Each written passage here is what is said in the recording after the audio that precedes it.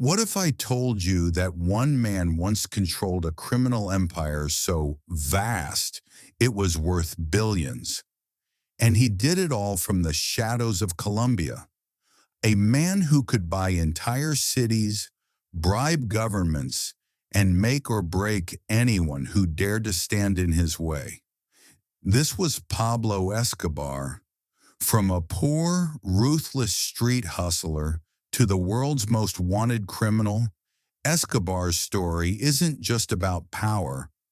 It's about the price of ambition, the cost of violence, and the unpredictable fall of a kingpin who thought he was untouchable. How did he rise to such terrifying heights, and why in the end was it all destroyed? Get ready for the real story behind the legend, the shocking truth that no one dared to tell. This is the life and the explosive death of Pablo Escobar.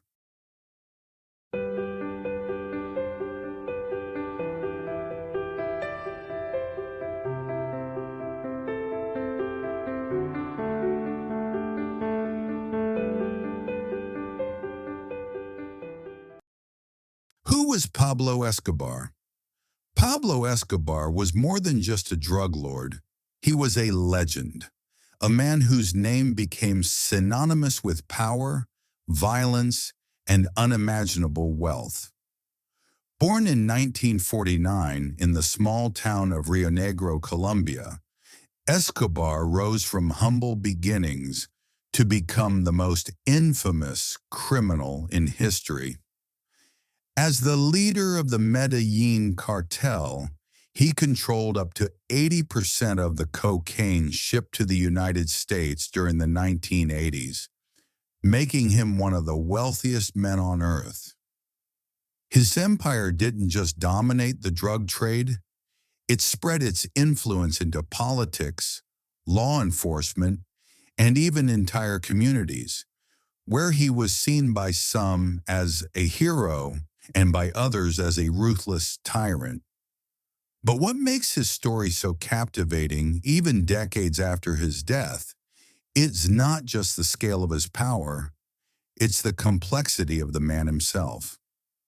Escobar wasn't just a villain, he was a man of contradictions, mixing violence and charity, manipulation and charm, to carve out his place in history. Today, Escobar's legacy continues to fascinate us as we wonder how one man could shape the course of a nation and the global drug trade, leaving behind a trail of destruction and a myth that lives on. His story is a chilling reminder of the power of ambition and the costs of a life lived on the edge of law and morality. Born in the small town of Rio Negro, Colombia, on December 1st, 1949, Pablo Escobar's story begins far from the world of power and wealth he would one day control. Raised in Medellin, a city steeped in poverty and corruption, Escobar was a product of his environment. From an early age, he learned that survival often required making choices outside the law. But it was also here, in the streets of Medellin, that his ambition was born. Escobar was never satisfied with the life he was handed. The son of a farmer and a school teacher, he grew up in a working-class family. But even as a young boy, he dreamed of something greater. By the time he was a teenager, his ambition began to take shape in ways that would shock the world. In the early years, Escobar wasn't yet the ruthless drug lord we would later come to know. Instead, he was a small-time hustler. He started out by selling fake diplomas, convincing people they could buy their way into a better life. But it didn't stop there. He quickly moved into more dangerous ventures like stealing cars and his ability to think on his feet and manipulate situations was already apparent. It wasn't long before these petty crimes gave him access to the darker corners of Medellin's underworld.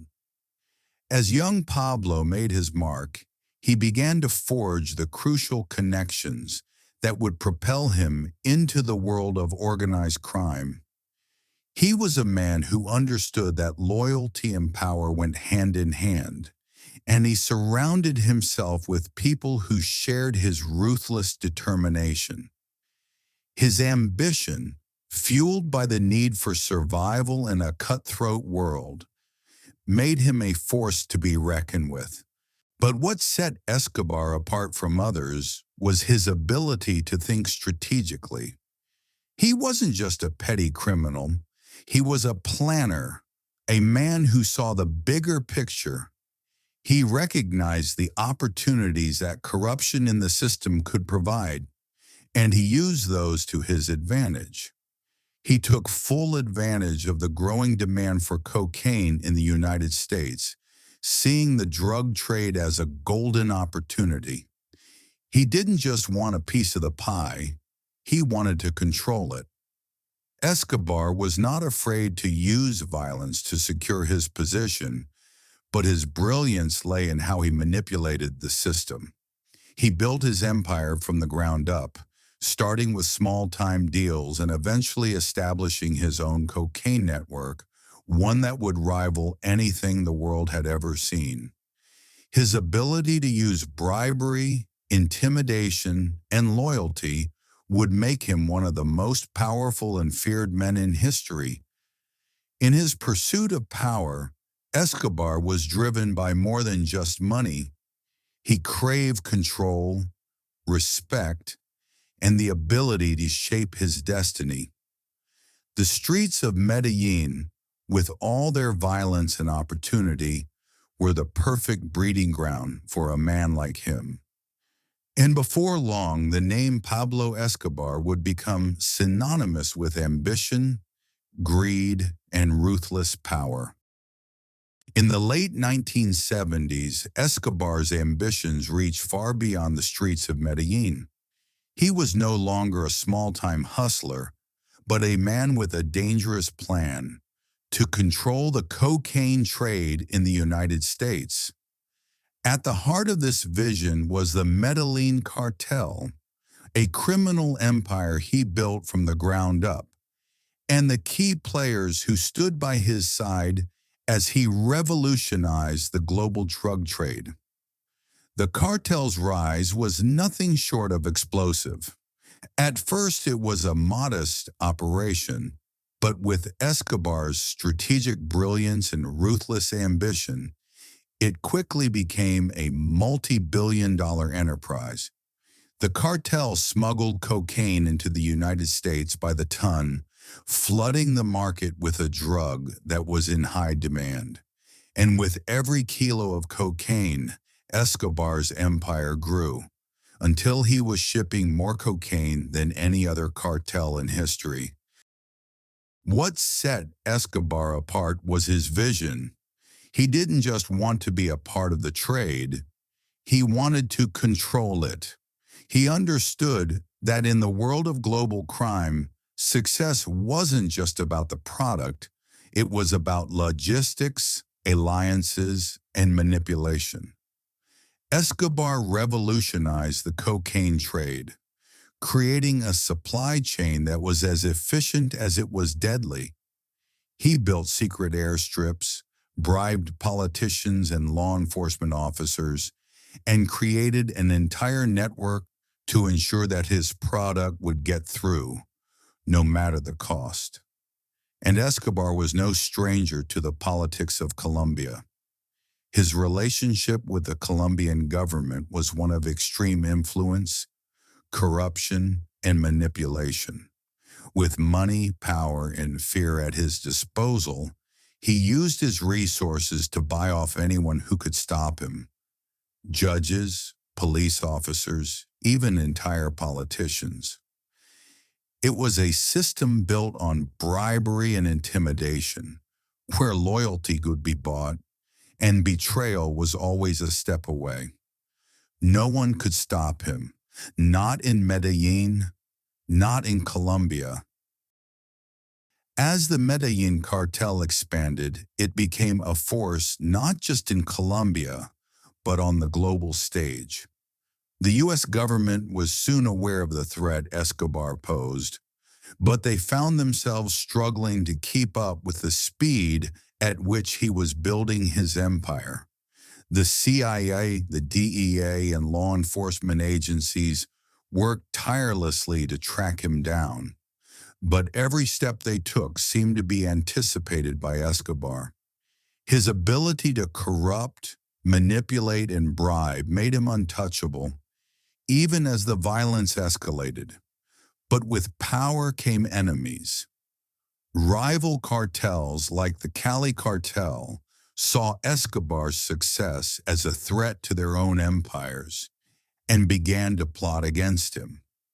Meanwhile, law enforcement agents found themselves in a high-stakes game of cat and mouse, as Escobar and his men would stop at nothing to protect their reign over the drug trade. It wasn't just cocaine that Escobar trafficked. He trafficked fear.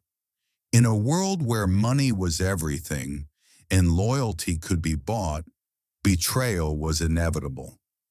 The story of the Medellin cartel isn't just the story of drugs and crime.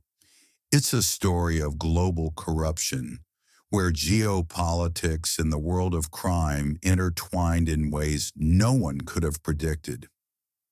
Escobar wasn't just a drug lord.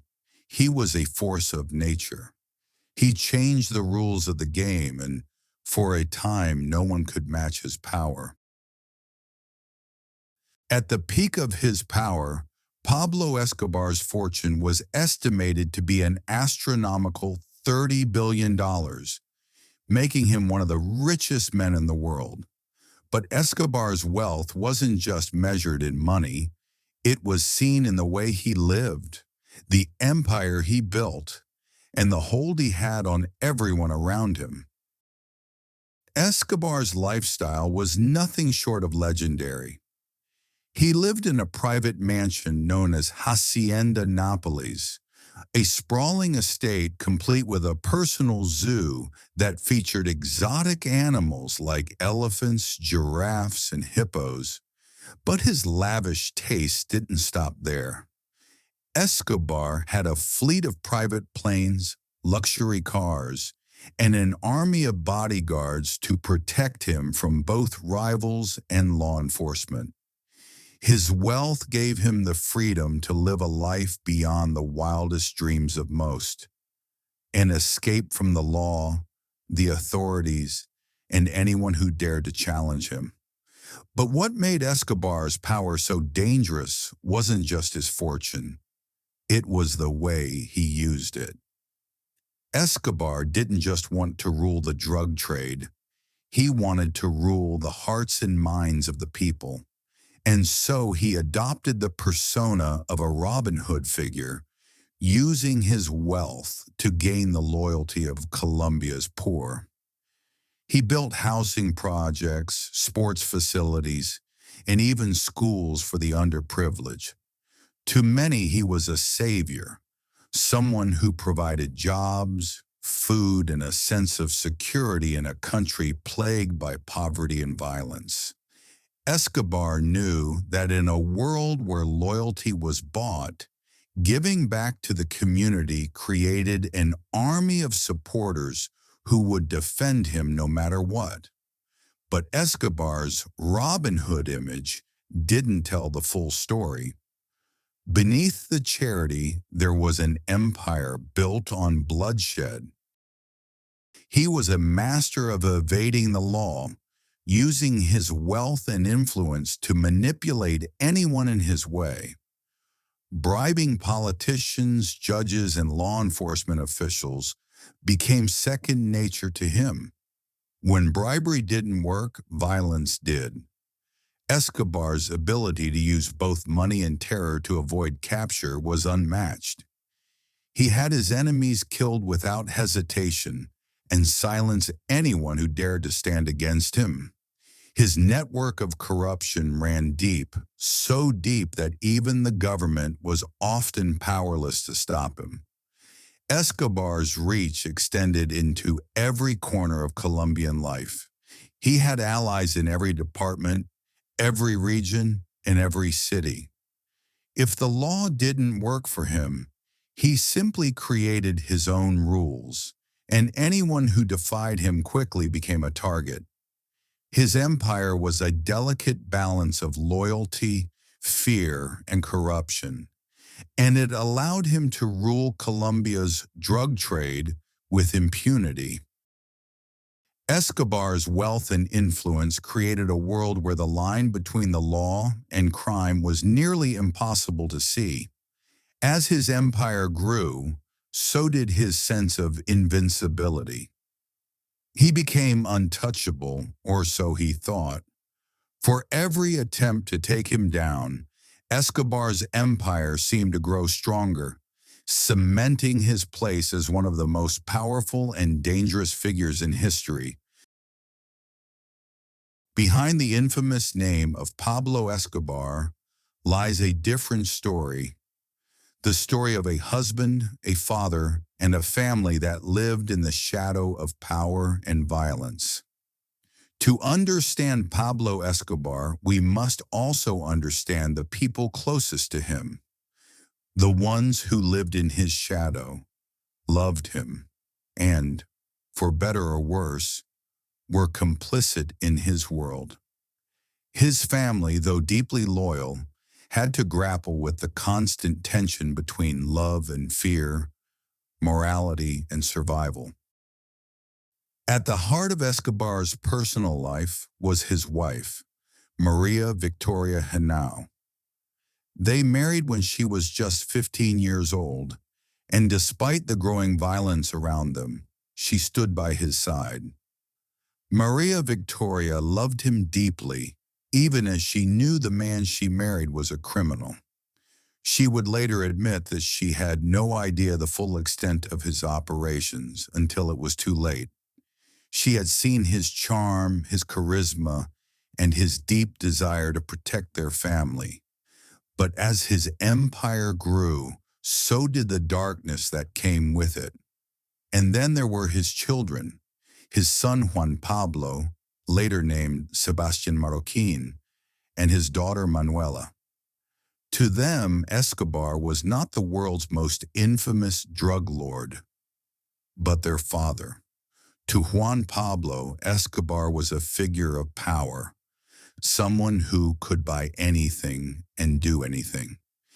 Yet as the violence escalated, he began to see the cracks in his father's empire. The idea of a normal childhood, of playing in the streets without fear, became impossible as their world became more dangerous. But the psychological toll on Escobar's family wasn't just about living in constant fear.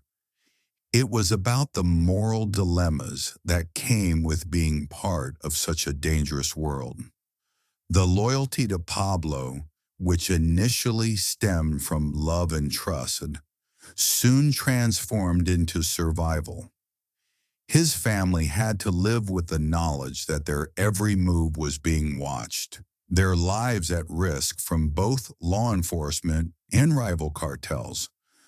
While Escobar saw himself as a provider for his family and even a hero to the people of Medellin, his actions left a trail of destruction. His family was complicit in his world, not because they condoned his actions, but because they were trapped in it. There were moments when they must have questioned the cost of their loyalty.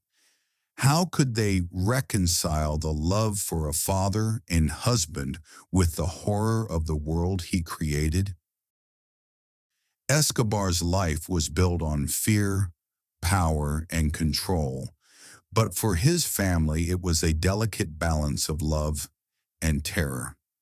They loved him, but at what cost? Could they ever escape the grip of the man who was both their protector and their greatest threat? As his empire unraveled, Escobar's family was forced into hiding.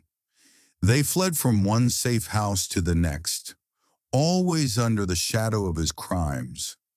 But even as they tried to distance themselves from his legacy, the world they had built together and the moral compromises that came with it were inescapable. Escobar's personal life, and seen through the eyes of his family, is a story of loyalty and love tested by the dark forces of power, violence, and greed. It's a world where even the most intimate relationships are stained by the choices of one man. And the question remains, how much of himself could Escobar sacrifice for his family? And how much of his family would he sacrifice for power? In the mid-1980s, Pablo Escobar's thirst for power extended beyond the drug trade.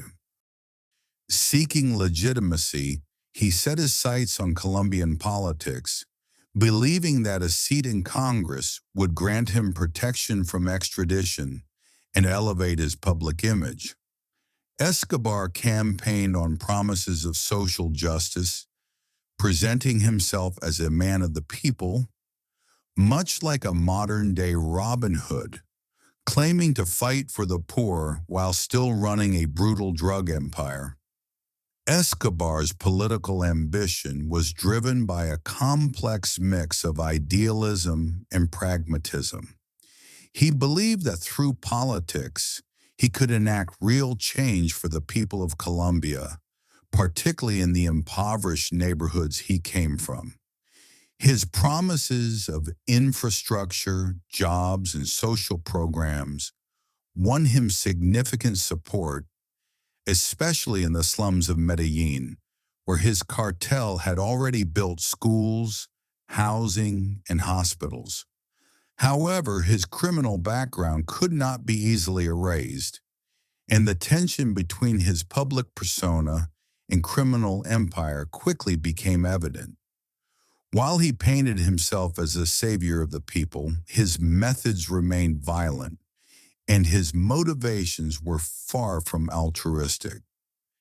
His ambition for political power clashed with the reality of his criminal activities, and soon the corruption at the heart of his campaign began to unravel. Despite his success in the political arena, Escobar's enemies, both inside and outside the government, saw his rise as a threat. In the end, the political system rejected him, and his brief foray into politics only served to highlight the gap between his idealistic image and the brutal, corrupt nature of his criminal empire. His dream of becoming a legitimate political leader crumbled under the weight of his past, leaving behind a legacy defined by ambition, betrayal, and the pursuit of power at any cost. By the mid-1980s, Pablo Escobar's Medellin cartel had solidified his grip on the global cocaine trade, making him one of the wealthiest and most powerful criminals in history. His growing power, however, ignited fierce resistance from the Colombian government, which sought to curb his influence and reclaim control over the country. Escobar's greatest fear was being extradited to the United States, where he faced a host of charges related to drug trafficking. As the Colombian government began moving toward cooperation with U.S. authorities, the extradition war began, a brutal conflict where Escobar would stop at nothing to prevent his capture. In response, Escobar formed death squads to target anyone standing in his way: police officers, judges, and politicians. The goal was clear: intimidate and eliminate those who sought to bring him to justice. The U.S. government also became deeply involved, with agencies like the DEA and CIA working tirelessly alongside Colombia's law enforcement to dismantle Escobar's empire. However, Escobar fought back with ruthless efficiency, using bombings and assassination to strike fear into the hearts of his enemies. The Avianca Flight 203 bombing, which killed 110 people, was one of his most notorious acts of violence. Escobar's brutal tactics escalated the war between him and the Colombian government, setting the stage for a bloody and intense conflict that would ultimately lead to his downfall. The battle for control over Colombia was only just beginning. In 1991, facing mounting pressure and a relentless hunt by Colombian authorities and U.S. agencies, Pablo Escobar made a deal with the Colombian government, a deal that would grant him a rare kind of freedom behind bars. In exchange for his surrender, Escobar was allowed to build his own prison, La Catedral, a fortress in the mountains of Antioquia, where he would serve his sentence in a facility of house design. This wasn't just any prison. It was Escobar's version of luxury captivity. Inside La Catedral, Escobar lived like a king. His prison was outfitted with lavish amenities, including a nightclub, a pool, a sprawling compound, and even a private army of guards. There were parties, women, and a constant flow of business deals that kept the Medellin cartel's operations alive and well. It was a twisted paradise, Escobar's ultimate proof that he still controlled the game, even from behind bars. But the situation soon became untenable. Escobar's continued power and influence inside La Catedral sparked outrage both in Colombia and abroad. His lavish lifestyle, combined with his ability to run his criminal empire from inside the prison, made a mockery of the justice system. His prison became a symbol of his dominance, and it wasn't long before authorities realized they could no longer allow him to operate unchecked. Escobar, ever the strategist, began to plan his escape. Fearing that the government would eventually move him to a more secure facility, he knew the walls of La Catedral could only protect him for so long. In 1992, just a year after his surrender, the government made the decision to relocate him, but Escobar was prepared. In a move that would seal his fate, he staged an elaborate escape, disappearing into the mountains and leaving the authorities scrambling. His freedom was short-lived, but it was a stark reminder of his power, both inside and outside the prison walls. Escobar's attempt to escape La Catedral wasn't just a prison break. It was a defiant statement that no matter how much the government tried to contain him, he would never be fully controlled. His brief time in La Catedral marked the final chapter of his reign as the unchallenged king of the cocaine trade. But it also signaled the beginning of the relentless pursuit that would ultimately lead to his downfall. By the early 1990s, Pablo Escobar's empire was crumbling. After years of evading capture, both the Colombian government and U.S. agencies were determined to bring him down. The pressure was mounting, and Escobar's days were numbered. In response, the Colombian government formed the Search Bloc, an elite unit dedicated solely to tracking down Escobar. This was a group of highly trained officers working alongside the DEA and U.S. intelligence agencies. The walls were closing in on him, and every move he made was being monitored. But Escobar, ever resourceful, went into hiding, moving between jungle hideouts, secret locations, and safe houses. His life was a constant state of fear, never knowing when the next betrayal or attack would come. The hunt was not just a chase by law enforcement, it was also a story of betrayal. As Escobar's empire disintegrated, many of his former associates turned on him, motivated by fear, greed, and the promise of immunity.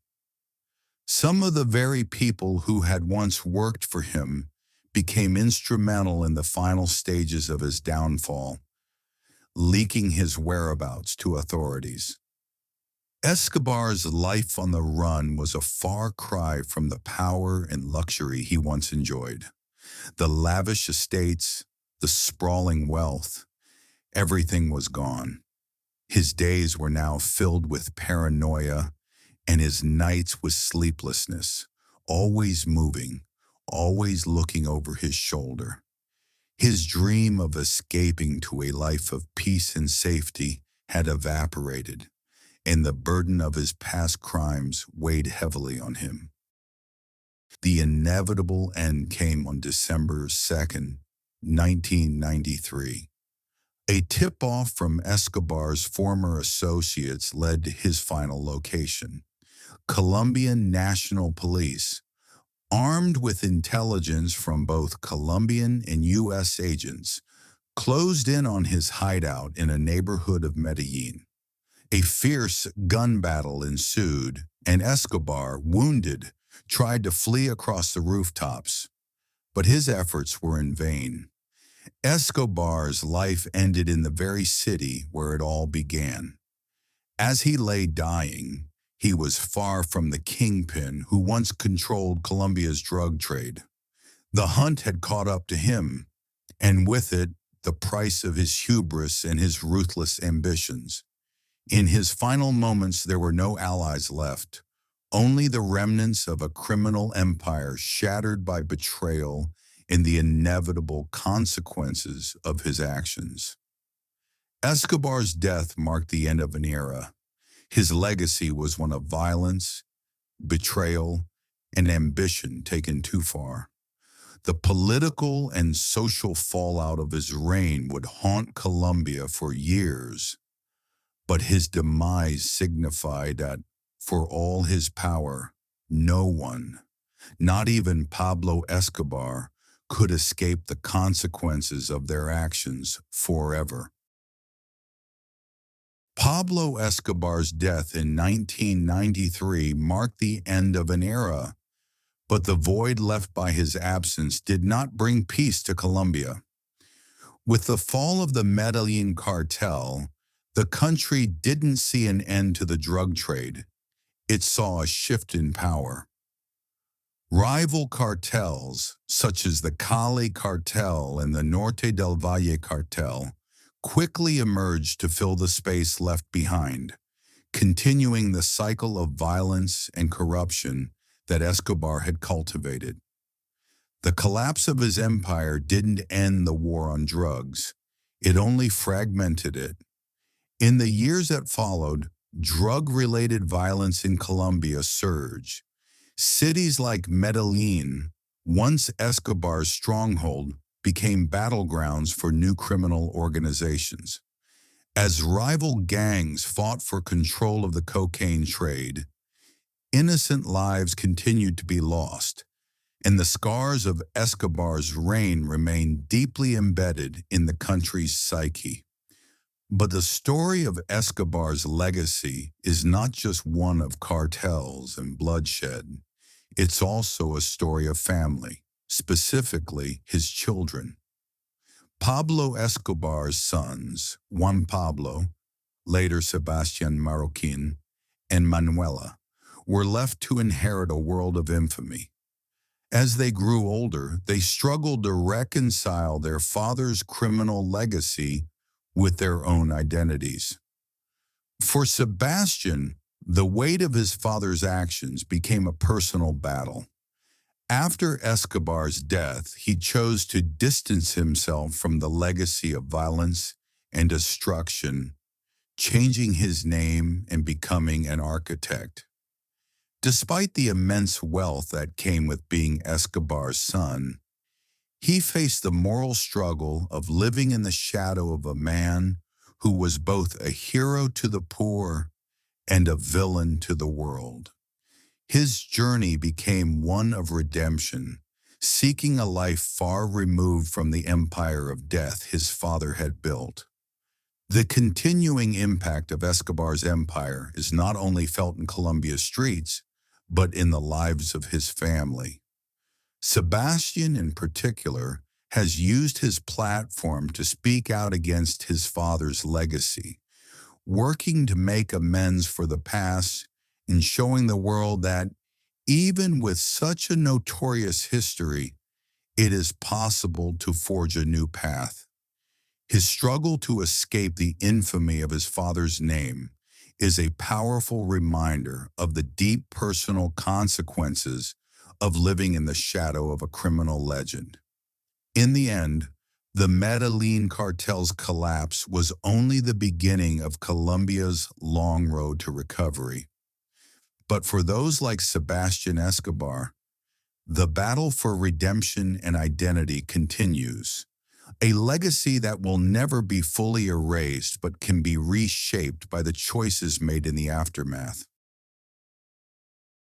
Pablo Escobar's legacy is one of contradictions. To many in the poor neighborhoods of Medellin, he was more than just a drug kingpin. He was a hero, a savior, even a Robin Hood figure. This section explores the lives of those who revered Escobar, those who saw him as a man who provided what the government could not. In the slums of Medellin, Escobar was not only the architect of a criminal empire, but also a benefactor, building houses, funding schools, and offering jobs to the people who needed them most. In these communities, Escobar's image was that of a man who cared for the poor, giving away millions to those who had nothing. For them, Escobar's rise was not just about cocaine. He was a protector, a provider who took from the rich and gave to the underserved. People looked up to him, even worshipped him, believing he had their best interests at heart. He was a man who had pulled them out of poverty, offered them stability, and even made them feel seen in a society that had long ignored their struggles. But as Escobar's empire grew, so too did the darkness of his world. As the years passed, some of his most loyal followers began to see the brutal realities behind the lavish gifts, the violence, the fear, the corrupt system that kept him in power. It was all part of a much darker picture that began to emerge. For those who had once idolized him, the moral ambiguity of Escobar's actions became impossible to ignore. A group of Medellin residents who had once celebrated Escobar as their benefactor find themselves torn. They begin to question whether the good he did for the community could ever outweigh the bloodshed and destruction his empire left in its wake. Loyalty to a man who once gave them everything now conflicts with the recognition of the damage he caused. Today, Colombia is still trying to heal from the wounds Escobar left behind. Medellin, once the epicenter of his empire, has worked tirelessly to rebuild its image. It has transformed into a bustling city of innovation and culture. But the scars of the past, the violence, the corruption, and the pain still remain. People walk the streets where Escobar's empire once thrived, and they can't help but ask themselves, who was Pablo Escobar? Was he a hero who gave his people a voice, or a villain who took everything in the name of power? As the sun sets again over Medellin, The answer remains as complex and layered as the city itself. Escobar's legacy is not easily defined. It's a story of ambition, violence, betrayal, and community. A story that still echoes through the streets of Colombia today. And for those who lived through it, the question of whether he was a hero or a villain will linger long after the last chapter of his life has been written. Pablo Escobar's story is a magnetic one, a tale of unimaginable wealth, power, and risk that continues to captivate the world decades after his death. From the slums of Medellin to the heights of international drug trafficking, Escobar's rise from humble beginnings to becoming the king of the cocaine trade remains a story that dazzles and haunts in equal measure. But what is it that makes his tale so compelling? At the heart of Escobar's story is the allure of power and wealth, the kind of raw ambition that leads a man to risk everything, crossing lines that most would never dare to approach. He built an empire worth billions, controlling not just a nation, but an entire industry. His ability to smuggle cocaine across the globe, launder vast amounts of money, and operate with such brazen audacity was nothing short of legendary. For many, Escobar is the embodiment of a modern-day outlaw, a man who dared to defy the rules and create his own. Yet beneath the myth of power, Escobar remains a deeply complex figure. Was he a ruthless criminal, responsible for thousands of deaths, or was he a man who genuinely tried to help his people, those he claimed to fight for? To the poor of Medellin, he was a hero, building schools, hospitals, and neighborhoods, offering them a chance at a better life. But this kindness was always overshadowed by his empire's reign of terror. His story is a reflection of the blurred lines between heroism and villainy, between giving and taking. Escobar's rise and fall offer powerful lessons about corruption, law enforcement, and the consequences of unchecked power. His empire wasn't just about cocaine, it was about control. Control of the government, of the media, and most dangerously, of the people who believed in him. His reign showed the world just how fragile institutions can be when faced with immense wealth and power, and how easily corruption can seep into every corner of society. It also exposed the limitations of law enforcement when up against a force as vast and calculating as the Medellin Cartel. But even after his death, Escobar's legacy is far from over. His story continues to resonate in today's world. From the ongoing fight against global drug cartels to the portrayal of Escobar in media, his name remains a symbol of both the seduction and danger of power. The media world, from Narcos to documentaries and films, continues to churn out content that explores his rise, fall, and the chaotic aftermath. And in the world of international crime, his smuggling routes, money laundering operations, and methods of evading capture remain studied by authorities trying to take down the next Escobar. In this part, we dive into the high-stakes thriller that was Escobar's empire. His cartel's operations didn't stop at Colombia's borders. They stretched across the globe. From smuggling cocaine into the United States to laundering money through offshore accounts, Escobar's network was a well-oiled machine that challenged the very idea of law and order. The global efforts to track him down were as intense as they were dangerous, and his ability to outsmart authorities for so long only added to the mystery and fascination surrounding him. Escobar's story is not just a look at one man's rise to power. It's a lens through which we examine the complex relationships between wealth, crime, and the law. It's a story that continues to captivate because in many ways Escobar represents something that still holds great allure: the intoxicating promise of power and the inevitable cost that comes with it. The story of Pablo Escobar is a reminder of the fragility of systems, the limits of law enforcement, and the consequences of living outside the rules. As we reflect on the life of Pablo Escobar, it's clear that his impact on the world of organized crime was profound and devastating. Escobar didn't just build an empire, he reshaped the very landscape of global drug trafficking, leaving behind a legacy marked by extreme violence, political corruption, and a thirst for power that knew no bounds.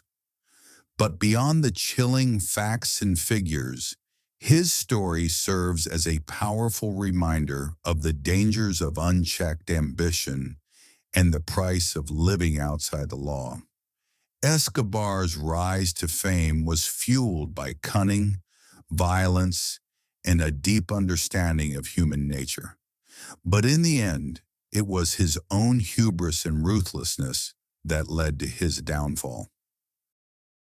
What can we take away from his story?